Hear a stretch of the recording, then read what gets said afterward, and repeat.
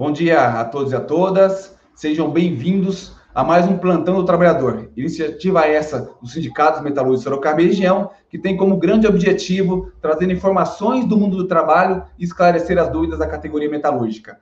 E no dia de hoje nós iremos falar sobre o tema FGTS, sobre a correção ou não desse assunto que está no Supremo Tribunal Federal, se irá haver ou não essa correção para os trabalhadores. E hoje temos aqui como convidados Fernando Lima, assessoria do DIEESE, economista do DIEESE. Também estaremos aqui com a assessoria jurídica do Sindicato Metalúrgico de Sorocaba e região, a doutora Érica e o doutor Márcio, que estarão falando sobre o tema. Pois bem, Fernando, explica para quem está assistindo a gente como surgiu o tema que acabou virando esta ação. Fernando. Olá, Leandro, obrigado pelo convite. Olha, para responder essa pergunta, nós temos que voltar lá no início da década de 90. Em 1991, foi criada um instrumento econômico chamado TR, que é conhecido como taxa referencial. Essa TR ela foi criada como uma tentativa de conter as altas inflações que nós tínhamos naquele momento. Mas o que tem a ver a TR com o FGTS? Olha, a remuneração do FGTS, ou seja, a correção do FGTS, ela é feita a partir da TR, taxa referencial, mais 3% ao ano. Quem fixa a TR é a partir de uma conta matemática complexa, é o Banco Central. Só que o que acabou acontecendo no decorrer dos anos? Até 1998, mais ou menos, nós tínhamos altas taxas de juros, porque a TR ela é fixada pelo Banco Central a partir de uma série de consultas a instituições financeiras e, feito essa consulta, até 98, a TR conseguia ser superior ao valor da inflação daquele momento.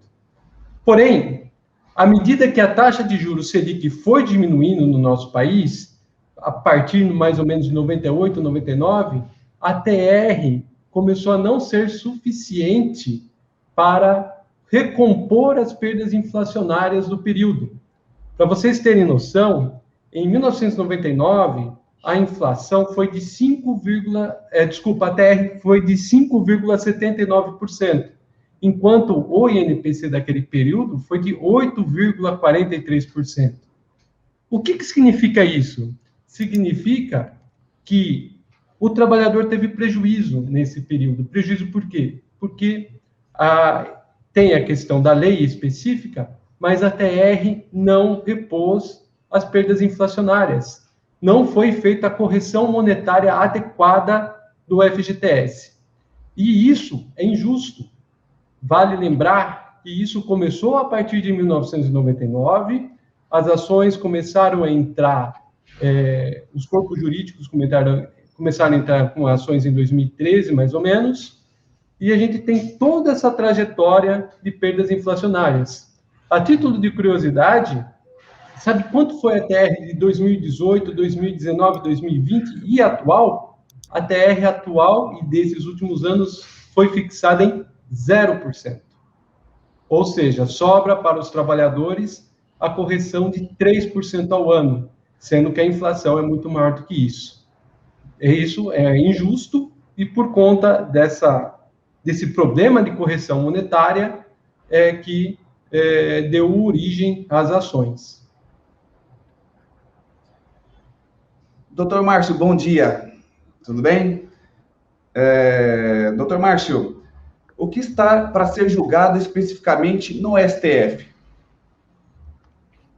Bom dia, Leandro. Bom dia a todos que nos assistem, aos nossos companheiros que estão aqui, doutora Érica, Fernando. Leandro, essa ação no STF, como você mesmo já colocou, é uma ação direta de inconstitucionalidade, Ela foi proposta pelo Partido Solidariedade em fevereiro de 2014. Veja que é bem próximo do período aí que o Fernando acaba de nos informar, Nessa ADI, ou nessa ADIM, que tem o número de 5090 lá no STF, ela tem como objeto a declaração de inconstitucionalidade da lei do FGTS, né, que fixou a TR como um fator de correção dos depósitos do Fundo de Garantia. Né? O julgamento da ação, ela pode ter uma das seguintes alternativas, né? Pela inconstitucionalidade, parte da lei que fixou a TR, que é a lei que regulamenta o Fundo de Garantia, como fator de correção dos depósitos do Fundo de Garantia. Consequentemente, se for pela inconstitucionalidade, a TR é um índice nulo, né? Se for pela constitucionalidade, o que acontece? Diz que a TR ela é constitucional, ou seja, a lei, né, que fundamenta a TR, ela é constitucional e aplica a TR e nada mais caminha, né? E aí a gente tem também uma possibilidade ou um efeito nestas alternativas que podem ocorrer lá no STF, né, que é, se for pela inconstitucionalidade, a gente tem, então, um efeito que no direito a gente chama de ex tunc, né, que é um efeito que atinge a situação anterior, produzindo seus efeitos também no passado.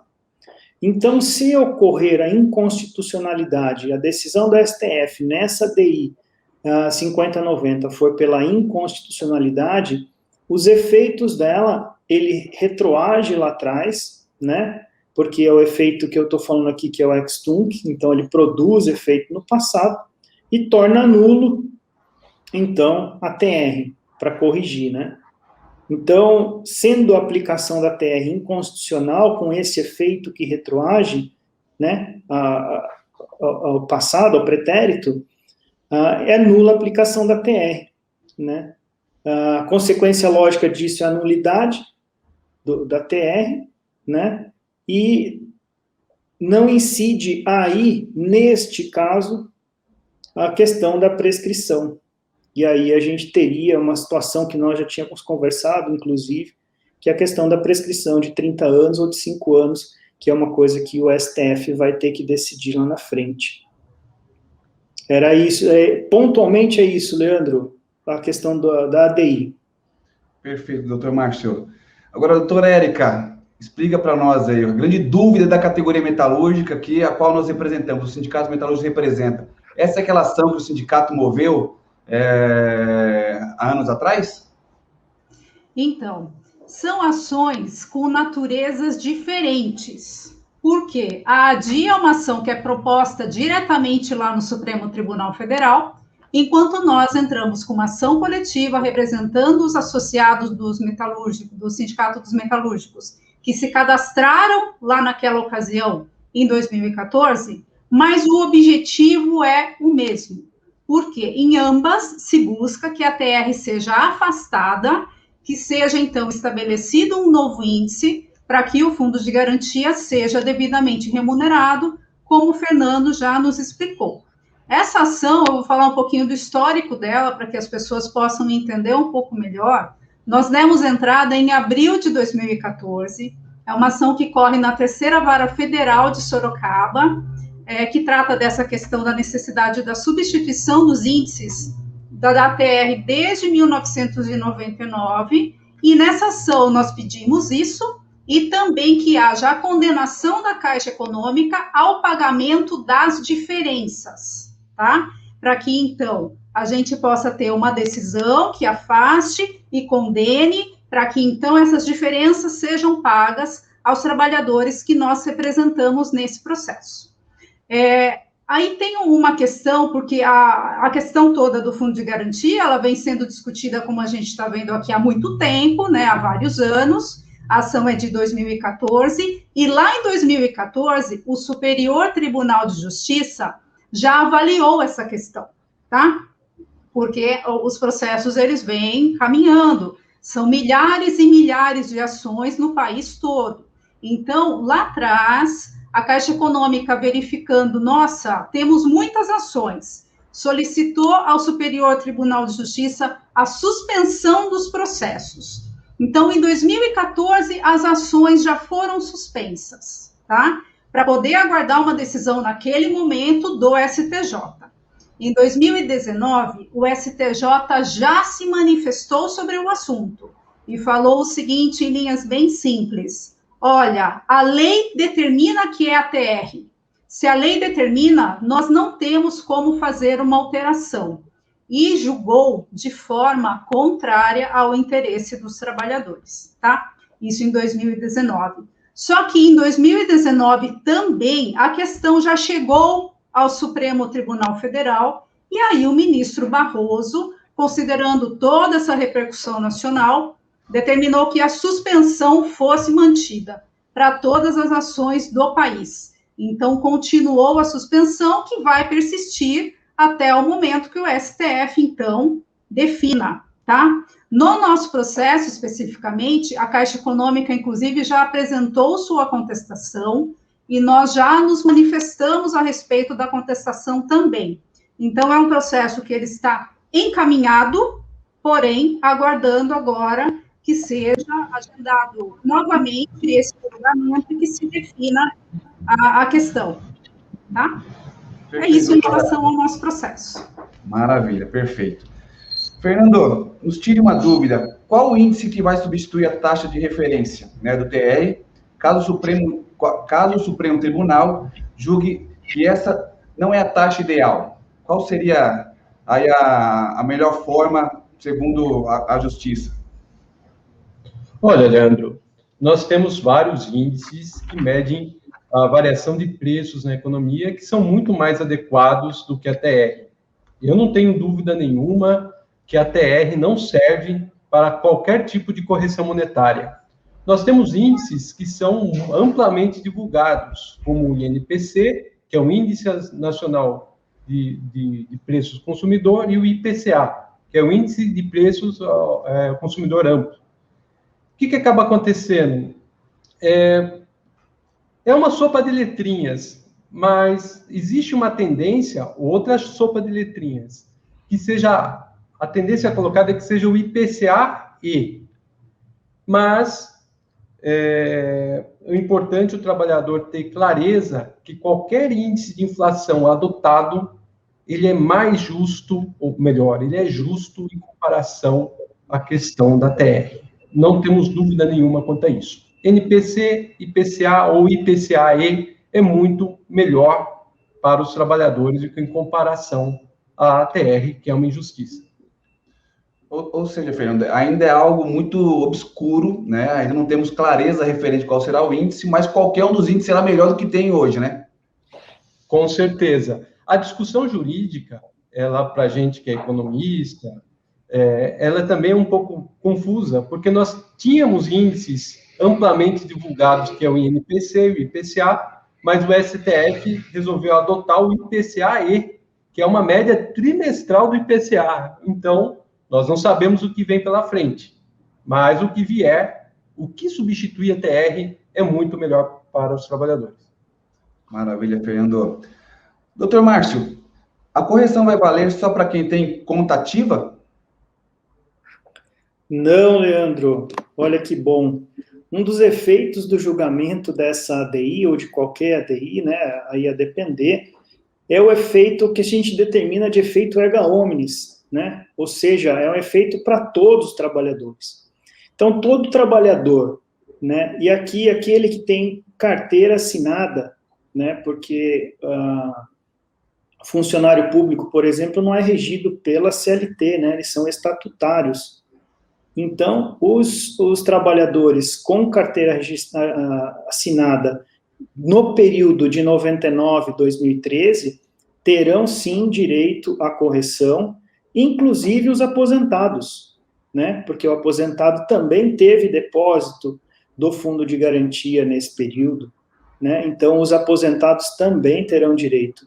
Inclusive, na ação que os sindicatos metalúrgicos propôs, que a doutora Érica acaba de mencionar, estão lá abrangidos os aposentados também, tá? Então, caso essa ação venha a ser procedente, né, vencedora para os trabalhadores, também os aposentados metalúrgicos estarão abrangidos. Maravilha. Fernando, voltando a falar sobre o índice de correção, certo? Tem como saber o quanto a conta do FGTS do trabalhador perdeu e qual o valor que ele pode vir a receber em caso de julgamento ser favorável? Olha, Leandro, infelizmente não dá. Nós temos algumas noções gerais, mas cada caso é um caso. São muitas variáveis que acabam impactando nesse cálculo. A principal delas, a minha leitura, é que os depósitos do FGTS eles são realizados mensalmente. Nós temos que corrigir mensalmente esses valores. Não dá para falar um número para você, ou para todos os trabalhadores, falar assim, corrija por 30%, corrija por 40%.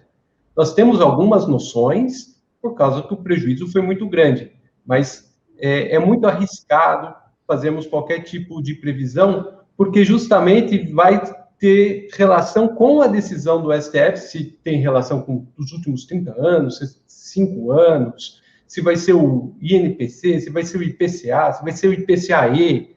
Uma coisa, o trabalhador tem que ter clareza. Se nós ganharmos essa ação, vem um bom valor para o bolso do trabalhador.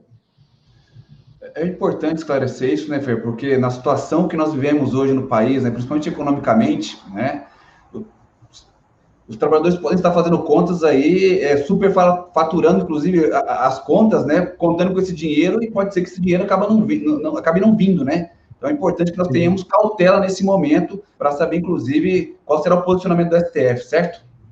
Certo. Muita cautela, porque, para você ter noção da complexidade da conta, o trabalhador teria que pegar o valor que ele tinha no período da ação para fazer uma previsão, e depois dessa previsão ainda teria que sofrer a devida correção monetária para o valor presente. É conta que é difícil de ser feita até por economista. Nós precisamos usar os recursos tecnológicos para fazer essas contas. O Excel, por exemplo, é pré-requisito para fazer essa conta. Por isso, muita calma nessa hora. Cautela, trabalhadores, cautela, hein? Doutora Érica, conforme a decisão do STF, quais os próximos passos dos processos que os trabalhadores entraram aqui junto ao sindicato? Então, conforme eu já expliquei, a nossa ação ela já teve um certo andamento. Então, já tem defesa, já nos manifestamos a respeito da defesa, então o processo foi determinada a suspensão. A partir do momento que a decisão definitiva do STF for publicada, os processos voltam a correr. Não significa que saiu a decisão do STF, imediatamente a condenação abrange todos os trabalhadores que entraram com ação no país, ou atinge a todos os trabalhadores imediatamente. Não. Cada um voltará para dentro do seu processo para tratar daquela situação específica dentro da sua ação. Até mesmo porque, normalmente, dentro das ações, não existe apenas a matéria principal sendo tratada, no caso aí a substituição da TR e pagamento das diferenças. Existem outras matérias também que surgem, inclusive em relação ao sindicato, uma certa discussão sobre legitimidade ou não, que a gente já sabe que é superada, porque o sindicato representa, por força constitucional, toda a categoria, no caso, todos os associados que se cadastraram, porém, mas essa discussão acaba acontecendo e ela vai ter que ser enfrentada, e o juiz de primeira instância vai, então, dar uma decisão.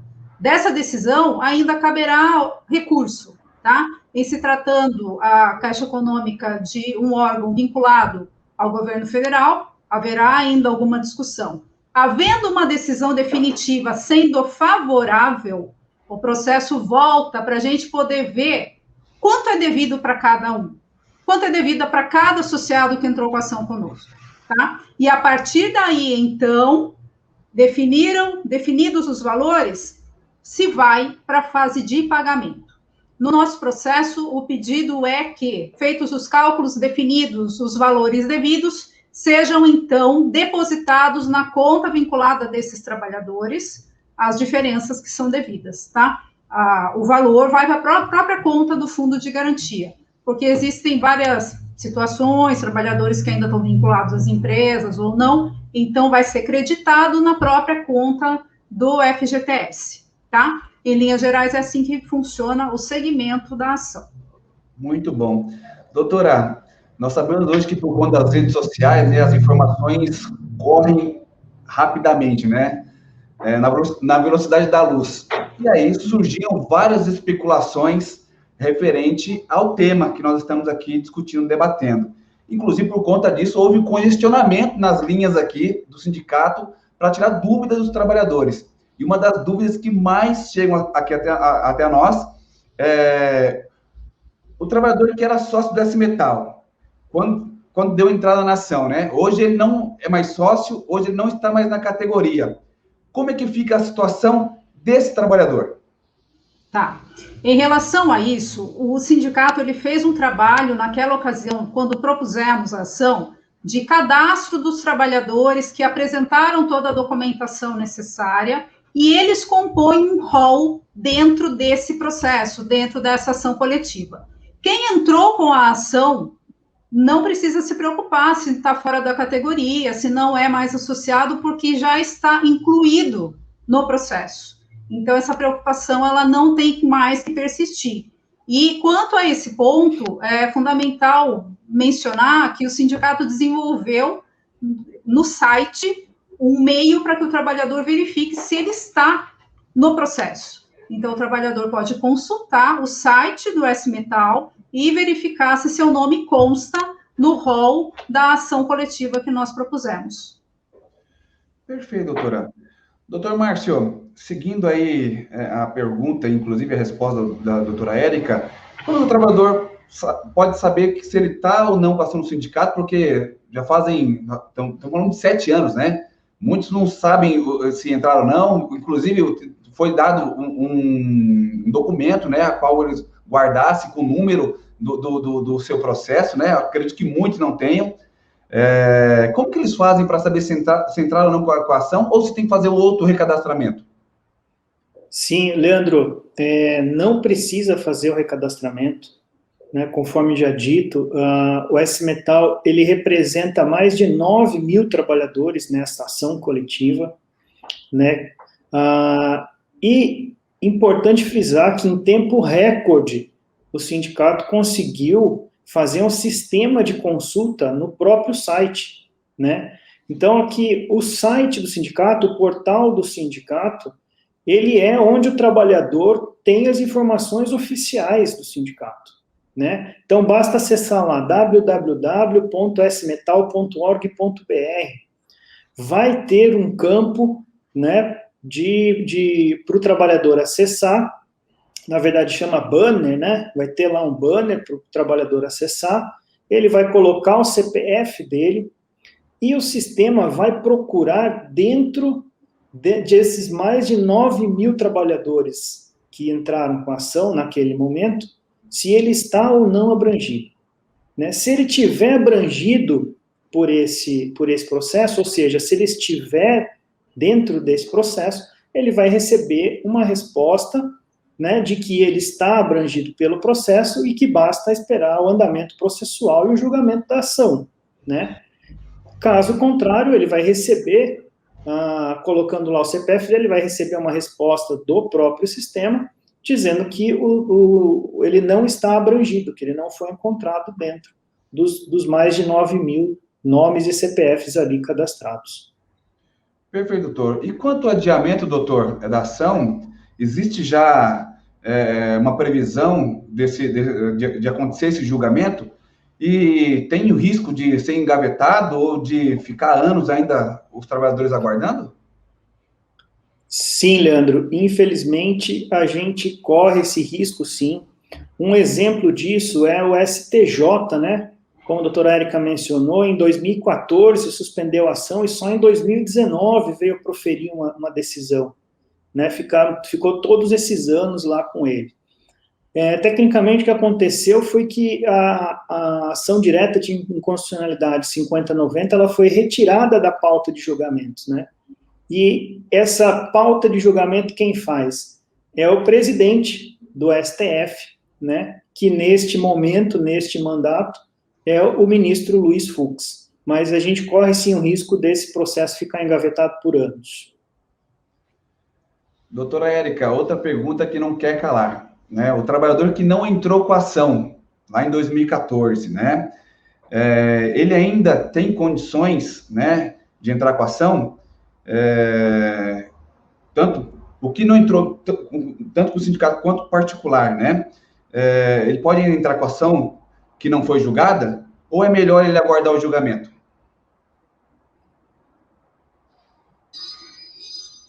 Quanto a isso, o direito de ação, ele é um direito constitucional. Qualquer pessoa pode entrar com a ação. Nesse caso, se o trabalhador quiser optar por entrar com o processo, é um direito dele. Porém, ele entrará com a ação, essa ação vai ser imediatamente suspensa. Ele não vai ter um andamento, ele não vai ter uma condenação e ele vai ficar da mesma forma aguardando o resultado do julgamento do STF. E é importante que se tenha em vista que esse julgamento, ele tem uma repercussão gigantesca, como a gente pôde verificar agora com a proximidade, né? Nós estamos aguardando há anos, mas há pessoas que só perceberam que essa situação está para ser decidida pelo judiciário agora por conta do número de informações que veio, né, através da mídia e tudo mais. Esse julgamento, ele vai tratar de muitas questões, vai tratar de quem é favorecido, de como é favorecido, a questão prescricional, como vai ocorrer, em relação aos índices, o que vai ser acatado ou não, a partir de quando vai ser alterado, ou se não será alterado. Então, vai ser uma decisão muito ampla, e só com ela a gente vai saber se quem propôs a ação neste momento vai ser também favorecido ou não, ou se quem propôs mais para frente. Porém, o direito de ação, ele está aí, e quem quiser propor a ação pode propor e vai aguardar da mesma maneira como todos os demais. Ou seja, doutora, assim como os trabalhadores têm que ter cautela referente às contas, né, aos cálculos aí de que irá receber, também tem que ter cautela referente à questão da ação judicial em si. Até porque a gente tem visto, né, doutora, muitos escritórios de advocacia, inclusive, né, prometendo aí ganhos imediatos referente à ação. E a gente sabe que não é algo simples, até porque nós estamos falando aí de bilhões no impacto aos cofres públicos, né? É claro que Sim. Nós entendemos que o trabalhador foi lesado e que tem que realmente, de uma forma ou de outra, corrigir esse erro que houve por conta dos cálculos, né? Mas que a gente tem que também ter cautela nessa questão, porque não é algo simples, né? Não é de entro com a ação hoje e amanhã já estou com dinheiro já na conta, né? Não. E quem vira alguma propaganda nesse sentido, de que, olha, você vai ficar rico, você vai receber um grande valor, gente, isso é mera especulação. Então, assim, tem que tomar muita cautela em relação a isso. Há muitos advogados que realizam um trabalho sério e que, vão propor as ações e vai ficar dentro dessa situação, exatamente o que eu acabei de explicar, vai esperar da mesma maneira como todo mundo. E aí, só com o veredito do STF é que a gente vai saber a abrangência, tá? E é uma questão extremamente complexa do ponto de vista jurídico, até mesmo porque nós sabemos aí, temos milhões de pessoas envolvidas, né, que são os trabalhadores do país no período de 99 a 2013, que essa ação trata, e existem, inclusive, ações que estão tratando da questão da abrangência nacional. Então, é um julgamento muito grande, né? Então, a gente tem que esperar com cautela realmente o resultado, porque o impacto político-financeiro vai ser gigante. Então, muita calma nessa hora, né? Maravilha. Doutor Márcio, é verdade que já tem trabalhador que ganhou essa ação e que já está recebendo? Bom, Leandro, que tem trabalhador que já ganhou essa ação, é verdade. Né? Isso a gente pode dizer que sim. Porque, só retomando aqui a nossa conversa de hoje, lá por 2013, por aí, já começaram, final de 2013, 2014, já começaram muitas ações sobre esse tema, né, serem propostas na justiça. E muitas dessas decisões são conflitantes. Ou seja, alguns trabalhadores ganharam ação, outras não ganharam ação. E como é que pode alguém ganhar uma ação ou alguém perder uma ação pedindo a mesma coisa? Né? Exatamente esta situação ambígua, né, oposta, é que fez com que o STJ suspendesse todas as ações do país para poder dar uma decisão. Mas sim, alguns trabalhadores que ingressaram à época podem ter sido vencedores, sim, da ação. Agora, se eles receberam esse dinheiro, não dá para afirmar 100%. Mas eu consigo enxergar que não receberam. Por quê? Porque logo que começou esse conflito, o próprio STJ já suspendeu as ações. Né? Então, não deu tempo de liquidar o que o trabalhador devia, ou seja, fazer essa conta matemática que o Fernando acaba de nos falar, de trazer mês a mês o depósito, e aplicar o índice e depois a correção, né? E processualmente dizendo, o trabalhador faz isso, coloca essa conta no processo, aí a Caixa Econômica vai analisar se essa conta está certa ou se não está, então cabe impugnação, cabem várias questões aqui processuais. Então, eu vejo que ainda não deu tempo do trabalhador receber efetivamente, mas dele ter ganho algumas ações, sim, tanto que a razão do STJ ter dado essa decisão de suspensão para todas as ações do país é em razão disso também. Perfeito. Doutor Márcio e doutora Érica, a pergunta que todo mundo quer saber, é uma ação ganha? Eu vou falar um pouquinho e o doutor Márcio complementa. Diante de tudo isso que nós conversamos aqui, da complexidade, do fato de que, ok, algumas ações de primeira instância foram favoráveis, e aí a Caixa Econômica já veio e pediu essa suspensão, e provavelmente ninguém recebeu ainda, ficou se aguardando decisão de órgãos superiores. Nós temos uma decisão do STJ que já foi contrária ao direito dos trabalhadores. Então, tudo isso faz com que a gente tenha que falar não. Então, é dentro daquilo que eu já comentei. Quem falar certeza, ganha, você vai ganhar. Isso não tem a menor condição de se afirmar dessa forma. Tudo depende agora do que o Supremo Tribunal Federal decidirá. Ninguém tem como cantar a vitória a respeito dessa situação. Sim, e Leandro, nós, né, enquanto advogados e aí técnicos, né, a gente nunca afirma que a ação está ganha. Isso a gente já respondeu, inclusive, para você. Verdade. Né? Então, assim, porque essa questão de ação ganha é uma questão de conjunto probatório, né? Quem tem o melhor conjunto probatório pode ganhar, né? É o que a gente sempre fala, tem possibilidade de. Agora, é importante a gente lembrar aqui que estima-se que o impacto financeiro, né, para os cofres públicos cheguem aí a monta de perto de 300 bilhões, né, o que é um impacto gigantesco. É uma quantia considerável, né, doutor? Extremamente. E também, Leandro, é preciso lembrar um efeito, não sei se negativo para o trabalhador com relação a essa ação, mas é um efeito também que se vai trazer por vias oblíquas. Qual que é esse efeito? O fundo de garantia, ele também financia a casa própria, né? E é o que se chama, muitos trabalhadores têm aí, comprou a casa própria e fez lá o financiamento com a Caixa, e são chamados mutuários, né? É uma palavra que sempre é utilizada. Então, quando também se mexe nesta correção dos depósitos fundiários, também vai mexer no valor da prestação desses mutuários. Então, veja, além de toda uma discussão jurídica, também existe aqui situações adversas ao trabalhador. Nem tudo são flores, né? Vamos dizer assim, se ganhasse, se reajuste e tudo mais. Então, o que se defende, né, o que se entende aqui, o que se olha para uma decisão melhor, seria que ela viesse por lei, porque aí sim poderia trazer, ou poderia olhar vários ângulos desta correção. Muito bem. Maravilha.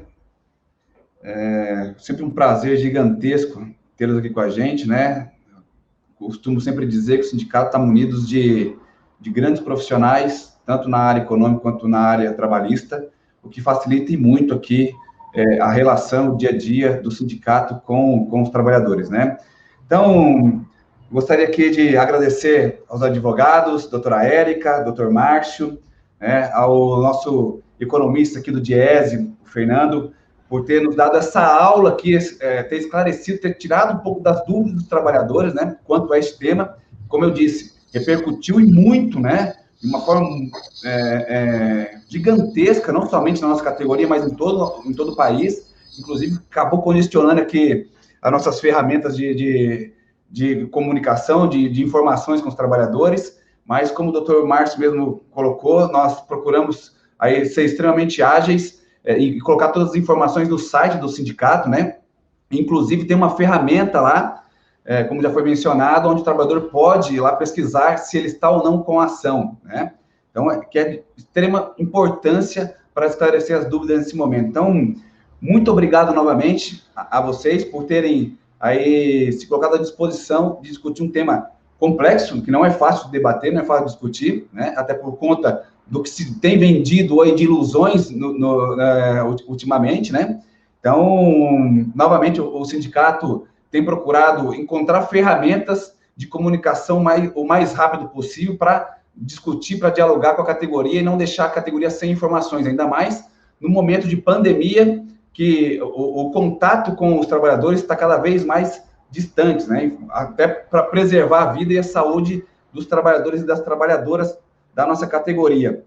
Então, novamente, eu reforço aqui para todos os trabalhadores e trabalhadoras que qualquer dúvida, procure as informações no site do sindicato, www.smetal.org.br. Nós temos o Facebook, tem o Instagram, onde todo momento o sindicato tem procurado municiar aí as nossas ferramentas de informações para que você não tenha nenhum tipo de dúvida. E, claro, tem todos os canais aqui do sindicato à disposição de vocês.